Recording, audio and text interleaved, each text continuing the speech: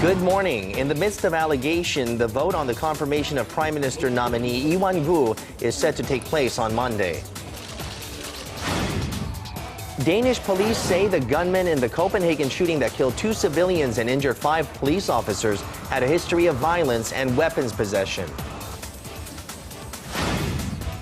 With major economies loosening its monetary policies, what is Korea's central bank's next move, with Korea's benchmark interest currently at a historic low of 2%? And estimates show that more than 80% of the Korean population live in apartment buildings. Get a look at the underlying factors behind the numbers on Korea Today, Monday, February 16th, 2015. From Arirang News, this is Korea Today.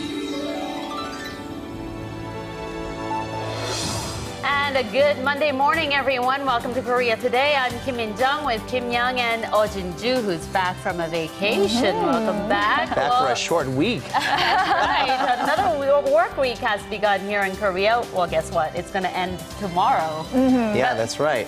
Perfect timing for you there, right? You have a week off, you come back, work 3 days, and get another 4 days off. I should have took a day off today and tomorrow as well. But that's because the Lunar New Year holiday will start on Wednesday. And a lot of people are planning to travel overseas because, as I said, if you take today and tomorrow off, you can enjoy a 9-day holiday. That's right. Many people have been taking advantage of this, but at the same time, there have been many people who are busy and getting ready for their trips back home. And estimates say there's going to be a lot of traffic, and that usually is the factor behind the numbers there when it comes to the Lunar New Year's holiday. So get ready for that, and we'll get your week off great. With first, we'll get to our top headline for this morning. Now, it seems that the National Assembly is set to vote on the confirmation of Prime Minister nominee Lee Wan-gu this Monday afternoon, following the ruling and opposition parties' agreement to delay the vote last week. The former Saenuri Party floor leader has been surrounded with suspicions raised by the main opposition New Politics Alliance for Democracy from dodging conscription and misreporting real estate assets to omitting parts of his annual wealth report, with the party urging the nominee to step down. The ruling Saenuri Party, which holds the majority at the assembly, say they will proceed with the vote in what is the Park Geun-hye administration's third attempt to replace incumbent Prime Minister Chung Hong-won. The previous 2 nominees both withdrew during the confirmation process. If the vote passes, the presidential office is expected to carry out a minor cabinet reshuffle, including current chiefs of staffs at the presidential office as early as Tuesday. A former national security advisor has reportedly been named as Seoul's new ambassador to China. Sources say Kim Jang-soo, who also served as Seoul's defense chief under the Roh Moo-hyun administration, is likely to replace Kwon Young-se, who is the incumbent ambassador to Beijing in the first half of this year. Once appointed, it'll be the first time since the 2 countries established diplomatic ties in 1992 that an official with a military background will represent Korea in China. The 67-year-old had stepped down from his post as National Security Advisor in 2014 following controversial remarks regarding the sunken Seoul ferry. The South Korean ambassador to Russia, sources say, is also likely to be replaced by a senior foreign ministry official following the diplomatic confirmation procedures called agrément to respective countries.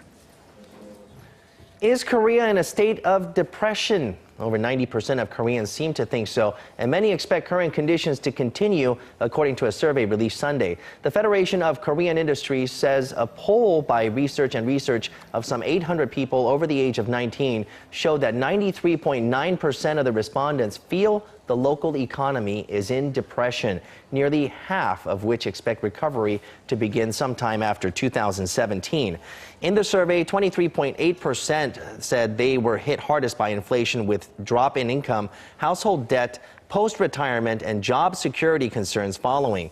In terms of inflation, 80% of those polled said they felt that the current rate of rising prices was higher than the government's estimate of 1.3%, with nearly 52% saying households will spend less this year compared to a year earlier.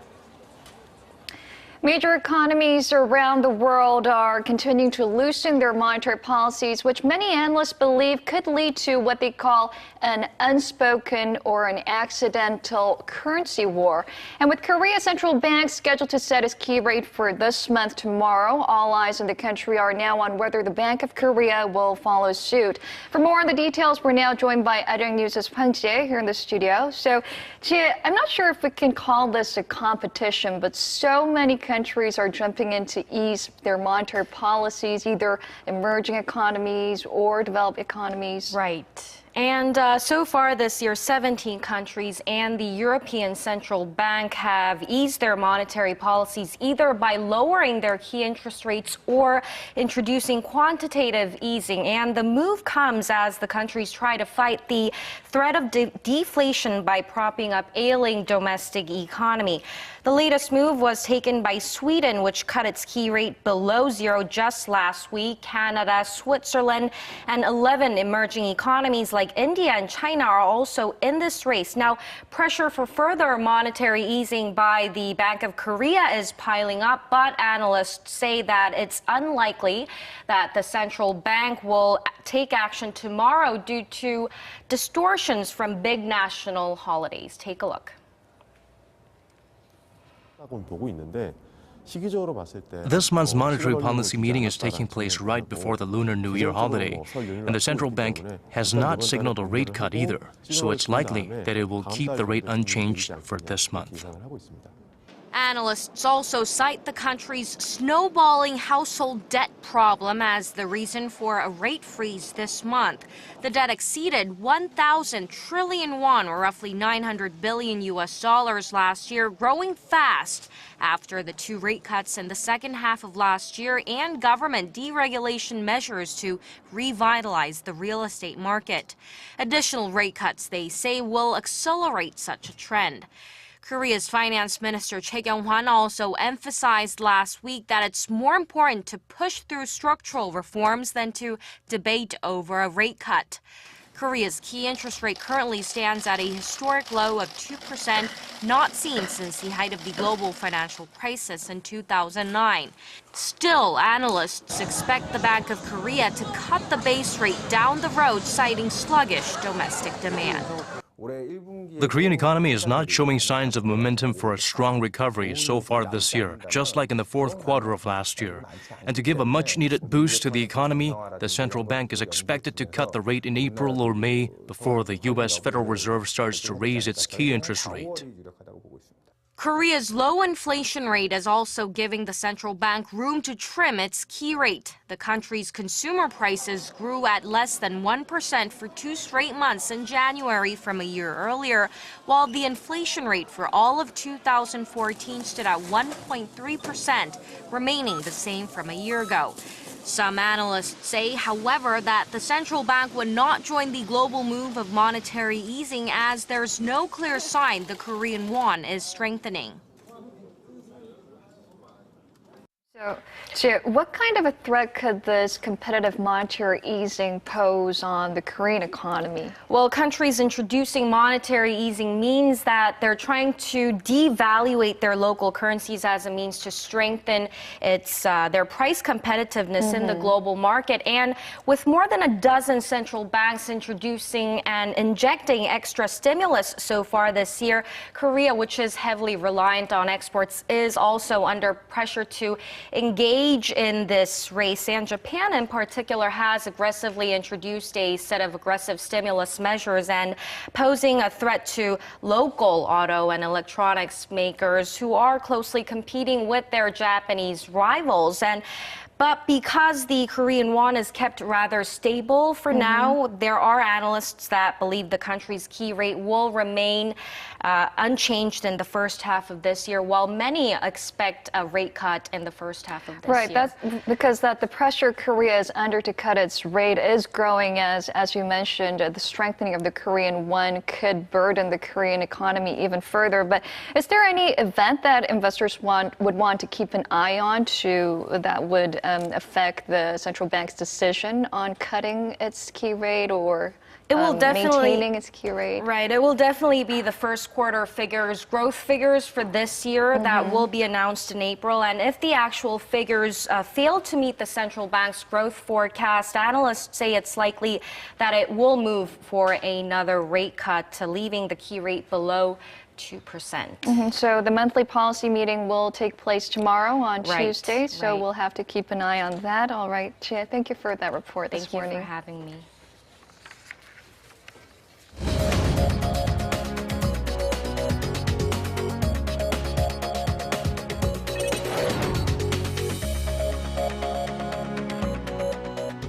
Good morning. It's time to run through the front pages of your newspapers. Now, plunging oil prices have been presenting a significant opportunity for many developing economies to strengthen their competitiveness. Now, Korea is also benefiting from the price decline since it is an oil importer. We'll take a closer look at this issue on 조선일보. And it's the top headline. It says low oil prices cause a $43 billion drop in domestic production costs. And the headline adds that this is a golden opportunity for investments to be made, falling oil prices giving investors a chance to leap forward. Now, benchmark oil prices, such as those set by Dubai and Western Texas Intermediate, have all fallen to the $60 range, and experts are predicting that such a decline is likely to continue for some time given the current supply and demand situation. If we go ahead and look at the sub-headlines, now if global oil prices remain at the $60 range, the Korean economy will see the effect of exports escalating by some $20 billion. And with the country no longer needing to spend so much money on buying foreign oil, it will earn more disposable funds to make investments. And the paper adds that the situation today is similar to that of 30 years ago, the middle of the 1980s, which experts stress is thus important for Seoul to take full advantage of this opportunity to create more rapid economic growth by implementing the right policy measures.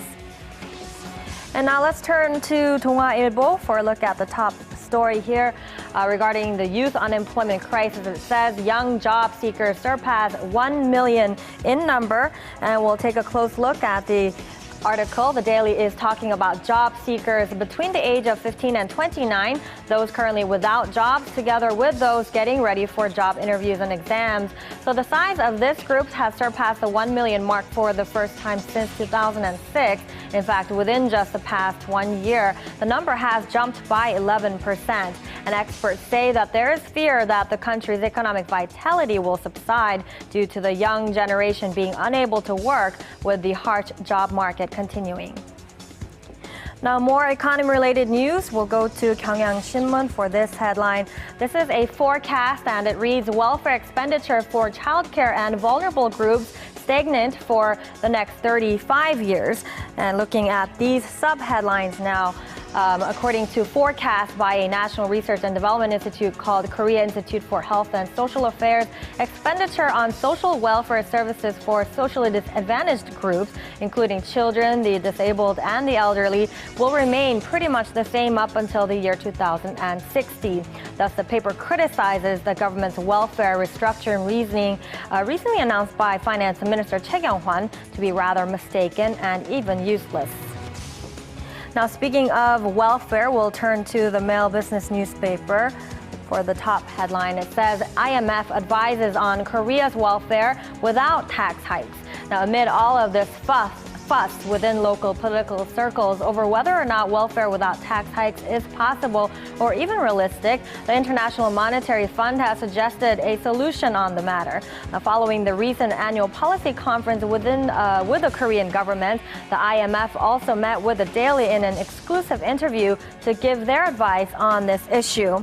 Now, the IMF is giving three key advice. Number one, to only apply welfare on sectors that are in essential need. Number two, to reduce income tax deduction rather than increasing tax rates. And number three, to seek for overall growth, even if it means increasing national debt. And that was a look at our local headlines this Monday. Now, following are the stock numbers from Friday.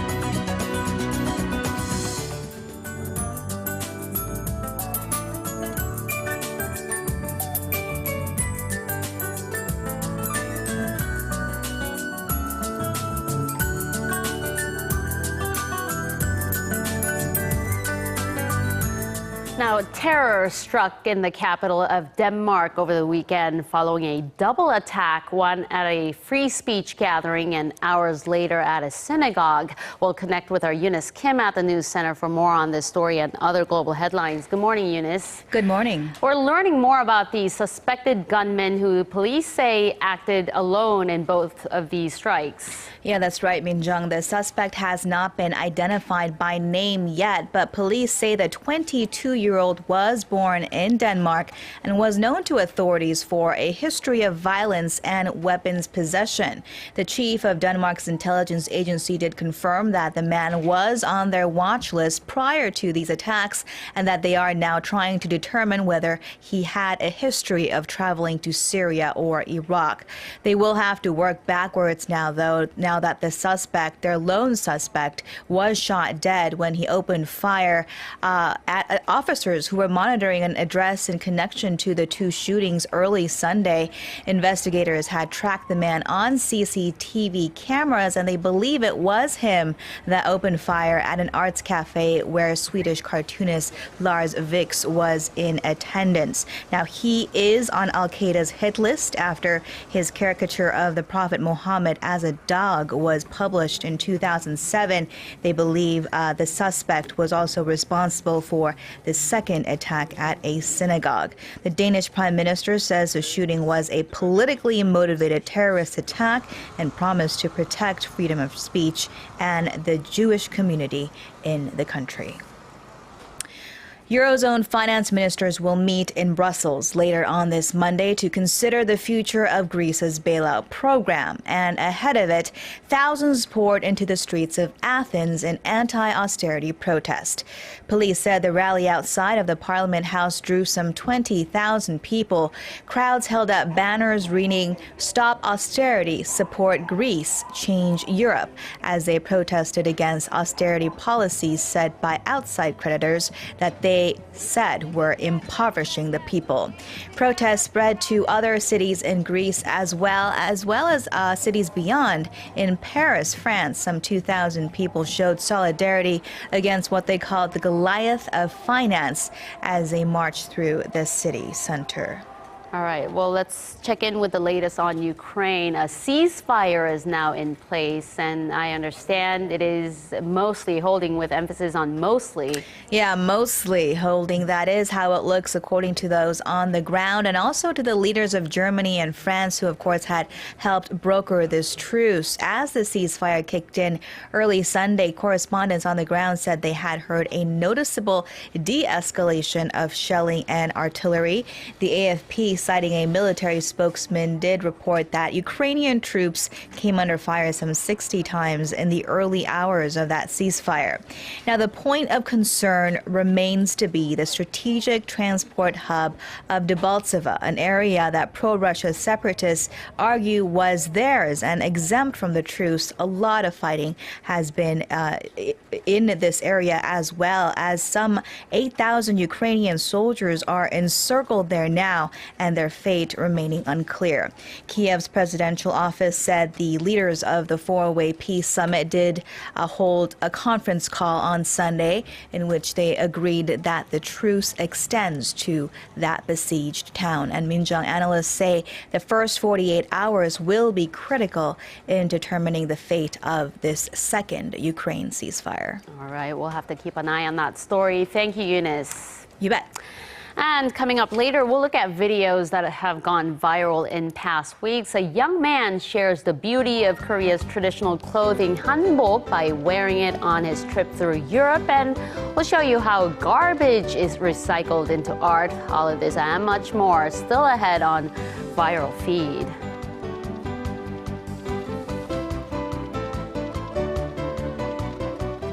A united approach to art from international artists, and for that, an exhibition has opened up at the Art Sunje Center. And joining us is Im Yoon-hee to talk more about it. Good morning. Good morning. That's absolutely right. So the Art Sunje Center is no stranger when it comes to new and rather experimental artworks. So their most recent exhibition, this joint exhibition, has some works that may surprise you. Take a look. Sometimes you have to look outside of the box, and you'll find art where you're least expecting it. The Art Sunjae Center is one of Korea's leaders in current and experimental contemporary art. Their most recent experiment includes the rather unconventional. Here, smoking is not a pastime, but is instead part of the art. This piece by world-recognized artist Hee-man Chung takes the art experience to a whole new level. Like reading a story changes your idea of reality, and in a way, by smoking inside the museum, it changes your relationship with the museum. Also at the Art Sunjae Center on joint display is Discordant Harmony. The exhibition is in collaboration with the Goethe Institute and brings together 12 artists from 4 different countries: Korea, China, Taiwan, and Japan. These global artists aim to look at the relationships between countries in Asia, examined through art. There's different types of art out there, and contemporary art is one of the arts that actually have different definitions and meanings that the artist wants to portray through his or her work. Right. Now, it needs a bit of interpretation sometimes, right? Right. So, and to help you with that, they're actually holding a series of talks held by the various curators, artists, as well as specialists in the area. So the exhibition covers a range of different topics, anywhere from social issues, philosophical issues, cultural issues. So a lot of things to talk about, and they will all be addressed in these talks. Okay, the name of the second exhibition, it seems rather interesting. Can you tell us a little bit more about that? Right, so with Discordant Harmony, the name of the exhibition, they actually have a meaning behind that. So they wanted to present this idea of it appears to be united front in Asia, but there are actually a lot of cultural diversities within Asia, which is a good thing, but also comes of some cultural rifts as well. And so they want to show, I guess, a storybook through Asia for the past 2 years through these contemporary artworks and these artists. Okay. And so through an artist's point of view. All right, through an artist's point of view, and also it offers the interpretations through the artist's point of view, so you can get an answer on some of the questions that you have there. And thank you very much for that exhibition. You're welcome. Apartments. Every time you fly into Seoul, or if you've ever been to Seoul or other cities in Korea, you might have seen many of the high-rise apartments that do really seem out there. And you might have wondered why. Why are there so many apartments out there? Well, it seems that it's the most prevalent form of housing in the country. So we'll tell you why and uncover the history of apartments in Korea in Curious in Korea.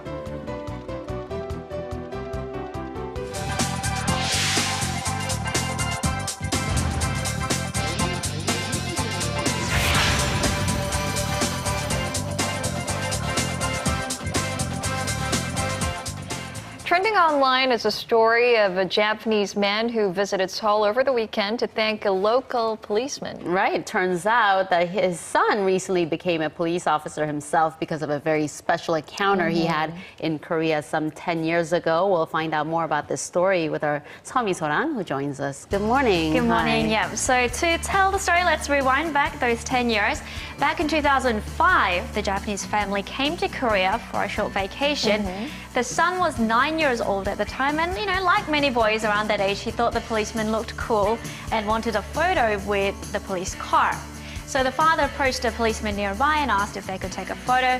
The policeman said sure, and he even took off his hat for the little boy. Aww. Now, when the little boy went back to Japan, he kept this photo on his desk and dreamt of one day becoming a policeman himself. Wow. And 10 years later, he did become a policeman. Wow. Just last month. He's a handsome-looking police officer as well. That's why you guys said, wow. Wow. So he became a policeman. Now he's very busy, getting ready and getting into things. So the father came all the way back to Korea on his son's behalf, and he looked for the policeman from 10 years ago to give this thank you letter. So did the father find the local policeman? He did. So the policeman is 34 years old now. So he was very young back then. He was only what? Like 24? Yeah, so he was a rookie as well. And he remembered the incident as soon as he saw the photo that the father brought. And he was very grateful. So this is a father with a photo looking for him. But no picture of them together this time. Not this time. Okay. And he was very grateful that the father had come all the way over to Korea just to say thank you. Meanwhile, over in North Korea, photos of Kim Jong-un overlooking a construction site from his plane have been released. So here is Kim Jong-un overlooking at the Mire Scientist Street in Pyongyang, which will become a housing complex for scientists. Kim is said to have been very satisfied with the speed at which construction was taking place and urged workers to complete first stage of construction by April 15th, the birthday of his grandfather and founder of North Korea, Kim Il-sung. And this plane, I believe, was the one that North Korea had recently bought from Ukraine. It is. It's the AN-148 model made by Ukrainian Antonov company, and it's the one that Kim Jong-un is widely expected to use to go to Russia this coming May. And wrapping up, last week we talked about the North Pacific right whale that got stuck at a mussel farm. Well, that incident, caused a sudden spark of interest in the other types of whale that are found in Korean waters. According to experts, there are 30 different species, 7 of which are over 15 meters long. Many, such as the 33-meter-long blue whales, haven't been seen in recent years, so there's talk of removing them from the list of whales in Korea, but others, such as these minke whales, are frequently sighted. So the North Pacific right whales, they weren't seen for like 40 years until they were discovered recently. So maybe the right whales might make their appearance soon. Yeah, so nearly over 4, I think it was 41 years, so a bit over 4 decades, and they were almost removed from the list as well. So, like you said, maybe if we wait long enough, the other rarer whales, such as the blue whales and the grey whales, might the blue make whales. an appearance as well. Come visit us, please. All right. Well, thank you so much, Misorang. You're welcome.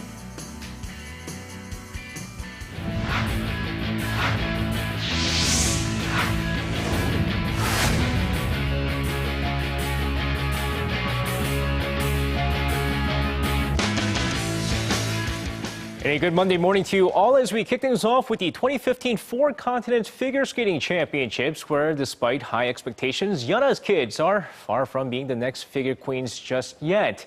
Now, with the latest single free skating program taking place on Sunday, the 18-year-old Park So-yeon struggled a bit on the jumps as she scored a 110.28 points for a combined 163.75, good for 9th place overall. Meanwhile, Kim Hae-jin would finish off with a combined 147.80 points overall for a 11th place finish, as the two teenagers finished the event with a rather disappointing result. Meanwhile, the top podium spot will go to U.S. figure skater Polina Edmonds, who finished first with 186.82 points overall, with Satoko Miyahara and Erika Hongo of Japan finishing second and third, respectively. Now, more disappointment on ice, this time over in the ISU Single Distances Speed Skating Championship, where Lee Sang-hwa went after her 3rd straight gold medal in the 500-meter event. But it seems like her knee issue continues to be a problem for the 2-time Olympic gold medalist, as she would finish with a combined time of 76.004 seconds after 2 races and would finish 5th overall. Now, the 5th place finish is her first non-medal finish in the event in 7 years. Now, with their knee problems more and more apparent now, her coaching staff might opt into shutting her down for the season and go for the surgery if her condition worsens. Now, Lee Sang-hwa might have fallen short in getting her 3rd straight gold medal during the Single Distances Speed Skating Championships over the weekend, but sensational Son Heung-min found the net 3 times over the weekend as he nears a record set by the legendary Cha Bum-gun. Now, with the 23-year-old scoring his 12th, 13th, and 14th goal of the season in Bayer Leverkusen's 5-4 loss against Wolfsburg this weekend, not only did he break his personal season's goal record, but is on the brink of breaking the Bundesliga single-season goal record for a Korean player. Now, with the legendary Cha Bum-gun scoring 19 goals during the 1985-1986 season, Son Heung-min is just 5 goals away from the record as he continues his hot streak over in Germany. Now, a legend in the sporting world can be born in many different ways, and one of the ways is basically winning more than anyone else, which is why Ulsan Mobis Phoebus head coach Yoo Jae-hak is already being called a legend despite still being active. With head coach Yoo and his Ulsan Mobis Phoebus facing off against the Seoul SK Knights on Sunday, Mobis will win the game 70-60, giving him his 500th victory of his career. The 52-year-old, who made his coaching debut back in 1998, is the first KBL coach to reach the 500-win mark and currently leads the KBL with the most games coached with 884. Now, with a combined record of 500 wins and 384 losses, he's also second in the KBL for winning percentage, behind KT's Chun Chang-jin. And that's going to wrap it up for me. This has been SJ. Have a great rest of the day and see you guys again for your sports needs.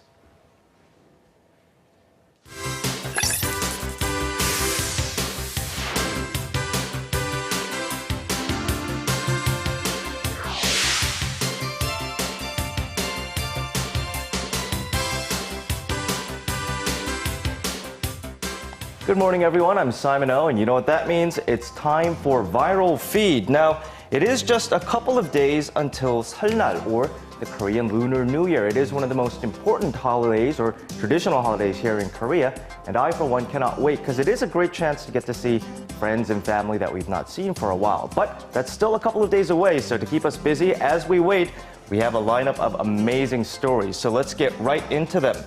Now, I did mention 설날 as a traditional holiday, and one of the things that makes it really special is the traditional hanbok clothing that many of us wear for that holiday. Now, we all wear them from time to time, but here's a look at some people who have taken it a step further. Have a look. With eye-catching colors and lines, Korea's traditional hanbok play a major role in introducing Korea's culture to the world. In fact, as you can see here, a couple of years ago, a group of college students made a splash when they publicized Korean culture throughout Europe dressed in traditional hanbok. But recently, a new video has popped up on YouTube featuring a young man touring Europe similarly attired. Now, here's my takeaway from this video. First of all, I love how seamlessly this traditional Korean clothing seems to blend with these old cities all over Europe. And the other thing that I really like is, as you can see here, it's not just this young man who's having a great time. To me, it seems like all the people he met along the way are also creating memories that they're not going to forget.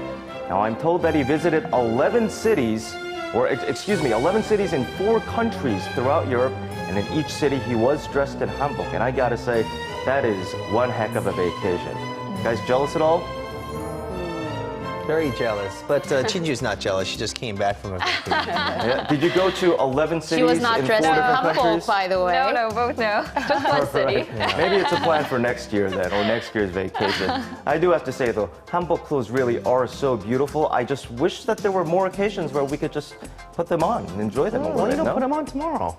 Or the day Or the day after. Right. I'll work on it, you guys. Alrighty. Now, moving on to our second story. Things like shredded paper or used tea bags. It's trash, right? You just throw them in the garbage. Well, think again, because we're about to see them in a whole new light. Let's take a look. Take a look at this enormous pile of shredded paper. What a mess. Oof. Quite a cleanup job there, but the 2 artists in the video that we're watching right now see things a little bit differently. They've taken that shredded paper and look at what they're able to create. Can you guys see what it is? A 3D map of the world. Incredible. I don't see Korea, though. Our next medium, though, take a look at this. Tea bags. Now, we usually brew our tea and then throw the tea bags away. Well, this young lady, she's an artist by the name of Red Hong Yi. And what she did was to brew tea bags into different shades or colors using different temperatures or times during which she exposed the tea bags to water. And then she put them all together into a mosaic. And have a look at what she made to put on display at the Davos Forum in Switzerland last year. Isn't that incredible? Wow. All of that made with just tea bags. Can you imagine? What is that a picture of? A man holding It's a man brewing tea, right? Yeah, it's a man brewing tea. I So see it's it a now. picture of a guy brewing tea and pouring it from a height, and it's made out of tea bags. And this sort of thing, again, it sort of makes me think I take so many things for granted. How many things do I throw out during the course of the day that, with a little bit of creativity, could be turned into a work of art? Definitely. You just have to What have if that you vision. just don't have the creativity? Well, I mean, that's why we're sitting here, right? So it's Thank you you have for to the leave it up to the brutal people honesty. who are doing the art to come up with the creative ideas. Now, what I do really like about both of these works is not only the creativity and the beauty of the finished work that you can see here, but also the diligence. You know, we're often told that art is something that requires innate talent. And of course, that is something that's true. But with these people, you'll also see there's so much effort put into making things come together. And I do think that's something that we could all admire and learn from. Pretty incredible. Incredible. Alrighty, let's go on to our next story. Speaking of incredible, unless you've had plenty of practice peeling and cutting fruit can be a rather daunting task. I'm told that knife work is actually one of the most important and one of the most difficult skills that a chef has to learn. But the people we're about to see have turned it into yet another form of art. Let's take a look. Now, let's begin with halving lemons. I can't believe that this guy hasn't sliced all his fingers off. Look at the speed. That is amazing. 3 lemons per second. A nice knife. Wow. Unbelievable. Now, we move on to the peeling. Look at this. No matter the type, size, or shape of the fruit, this guy gets it done in a melon. Or a giant lemon. Have you guys ever tried slicing pineapples? It's a nightmare. It's so difficult to do at home. But again, look how easily he does it. Fruit in one hand, knife in the other, and in a couple of seconds. Now finally, to make it all look good, this master hails from right here in Korea.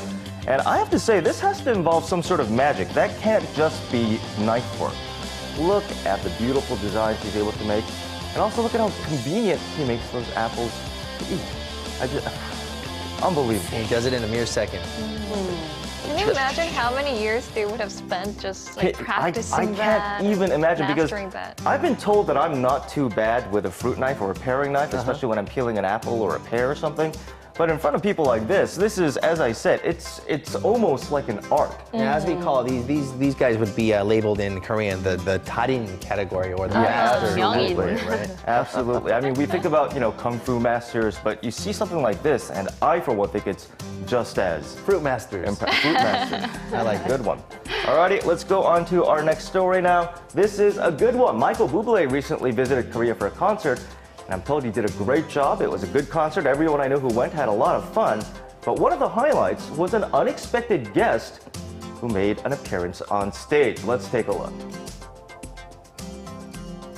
Tonight is 174th. Now here's Michael Bublé on stage here in Korea. He's talking about what a grind the tour was for him. And 33 countries. I have never fallen in love with a man before. He's never fallen with a man before. The implication he has now. I can't stop myself because there's a dude that's and dancing with that, over there. he invites a man from the audience onto the stage. Now take a look at this. He doesn't know it's him at first, but as the realization creeps upon him, look how enthusiastic he gets as he realizes what's going on. Now, this is just a happy meeting with an artist and a fan at first, but check out what it turns into. A two-man concert, singer and dancer. Can you believe his moves? Is he a dancer? Well, actually, obviously he is. Maybe not professional, not a professional one. But look at what he can. And can you imagine just being put on the spot to perform in front of an enormous audience with one of your favorite artists singing for you? It's just pressure. Can you imagine? And look how enthusiastic he gets. Dancer? It looks like he was just waiting for it to happen. Well, it happened, and I just had word that he actually became an official dancer on the Bublé tour. There he was. He introduced himself as Ji-Gwang, and what a guy. I can't help but express my admiration for being able to be put on the spot like that and dance so enthusiastically. I bet you Young would have done something like that. Maybe. So next, what is it called? A Bublé concert. Why don't you and I dress up in hanboks, go on stage, and try to do it? It sounds like a wonderful plan, but again, the only problem is, as I've mentioned before, the only dance that I'm capable of. The log dance. The log. That's right. Oh, you can do better than that. I'll work on it. I'll work on it. Alrighty, that's it for me this week with the Viral Feed, but don't worry, I'll be back next time with more. Ciao for now.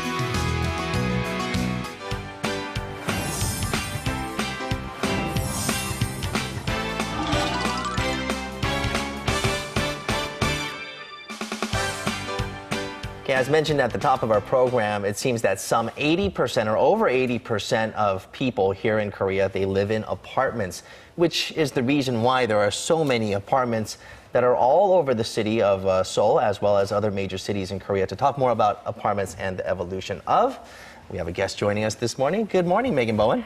Good morning, Megan. Good morning. Nice to see you guys again. So, yes, as you said, one of the first things I came to Korea, I can't believe it's been 3 years since I've been in Korea. That's 3 years? Awesome. Yeah. You're still Kiwi.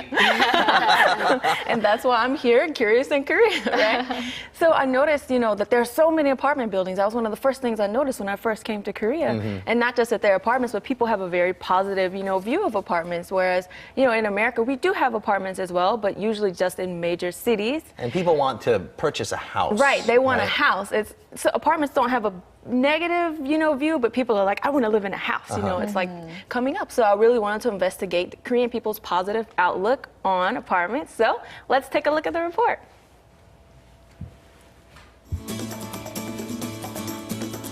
Many visitors from abroad cite the endless apartment buildings in Seoul as the first thing they notice about the city, just as I did. The buildings can be so enormous. And according to a survey in the Ministry of Land, Infrastructure and Transport, over 50% of all homes in Korea are apartments. So everywhere you look around Korea, there are so many apartments. And everyone I've talked to really enjoys their life in their apartments. So let's go and find out why. So what are the pros of living in an apartment? 일단 관리가 편하죠. 난방, 관리비, 기타 이런 것도 굉장히 편하죠. 가족들 염려 없고 깔끔하고 난방이 잘 돼 있고 주택보다는 편리하고 편하고. Most of the respondents cited convenience as the primary advantage of apartments, and it's true, and it's clear that there are plenty of convenient features. So I decided to go and meet someone who could show me what's so great about apartments in more detail. 안녕하세요. My guide was Miss Choi Jung-hee, a homemaker currently living in an apartment in Suwon. The apartment appeared to be quite conventional. I asked her why was it her choice to live in an apartment.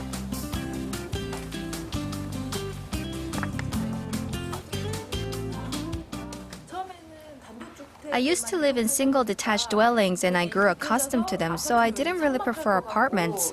But people told me apartments are more convenient and safer for raising children. That was the first reason she brought up. 집에서 이렇게 좀 흐리긴 하지만 이렇게 애들 노는 모습이 이렇게 잡히면 안심도 되고. Moms can keep an eye on their kids by assessing closed-circuit cameras throughout the apartment complex. Miss Choi's family owns 2 cars, and she says parking space is another great advantage. When I lived in a single-family home, there wasn't enough parking space, and this led to several disputes between neighbors. Sometimes we had to circle the neighborhood searching for a parking space. But in the apartment complex, each unit is assigned parking space. Ms. Choi also explained the food waste system. Each unit is billed according to however much waste they generate. It's easy to check at a glance, which helps to reduce the waste overall.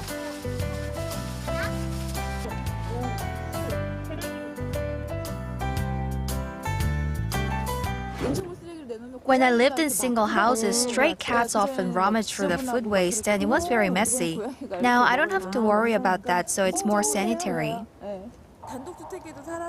I've lived in villas, single dwellings, and this apartment. The apartment is best when it comes to convenience and safety. Especially for moms with kids, the apartment is most preferable. So when was it that Koreans began to transition to apartments? I'm told it was back in the 1960s when urbanization began to gain speed. Urbanization stood at around 30% in the 1960s and it's reached 90% now. The population grew from 20 million to 50 million in that time. 60% of that increased population reside in urban areas, and it became necessary to develop homes in large quantities and rapidly.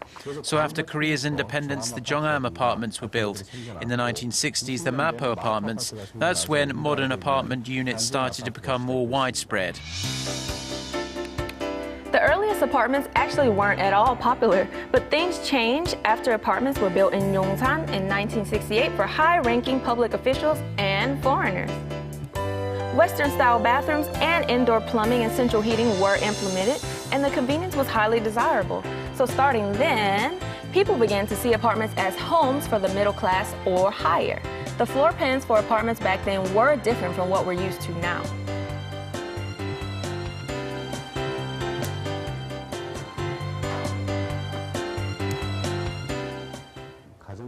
Apartments built for upper-class residents included rooms for housekeepers or drivers, but with that sort of demand diminishing and more of the general public moving into apartments, the floor plans transformed into what we're familiar with now. This is a typical floor plan from the 1980s. And in the 90s, the rooms were moved to face south, allowing for more natural light and ventilation. And in the new millennium, the new floor plans became more varied, offering more choices for the residents. And the nanny's room. The return value of apartments is important. Single dwellings can't realistically be sold in a short period of time, so their prices often drop. In contrast, apartments can be expected to return their value in the long term. A major factor in Koreans' preference for apartments is the fact that they can be a way to increase property value in a relatively short period of time. And as you can see, the value of apartments has risen far more than that of a common meal of jjajangmyeon noodle over the years. Who made the comparison? Interesting survey. And also in the past decade, major conglomerates entered the apartment construction market, setting off brands competition. So this sparked the trend of high-end apartments. Most of the advertising material at the time implied that purchasing an apartment was a prerequisite for climbing the social ladder. They do have some really nice real estate when it comes to apartments these days with the premium launchings. Right, they sure do. Different brands, too. Yeah. So here's one at Lotte. But these days, most people who do purchase homes still prefer apartments, and especially popular apartments that can be modified depending on the individual's tastes.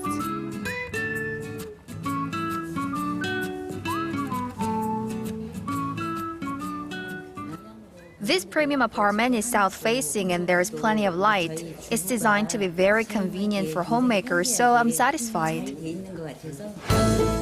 And unlike in the past, there's a growing number of one-person households these days, so smaller apartments are also gaining popularity. Built-in designs make use of hidden spaces so that the residents can enjoy flexibility in furniture layout and storage.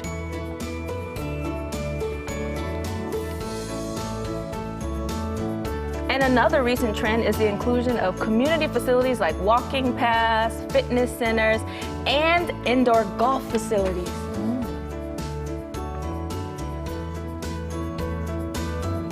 Workout facilities offered at low prices have become must-have for apartment residents.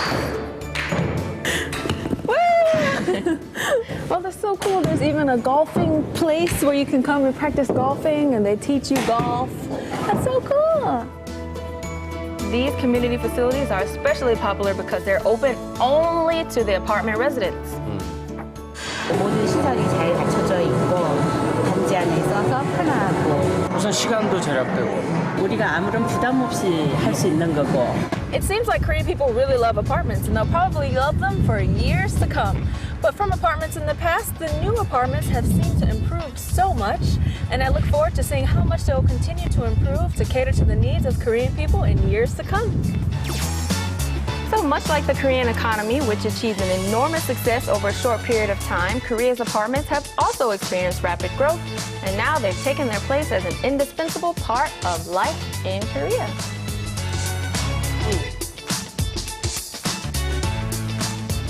So it's safe to say that urbanization was probably one of the prime reasons why there are so many apartments in the area.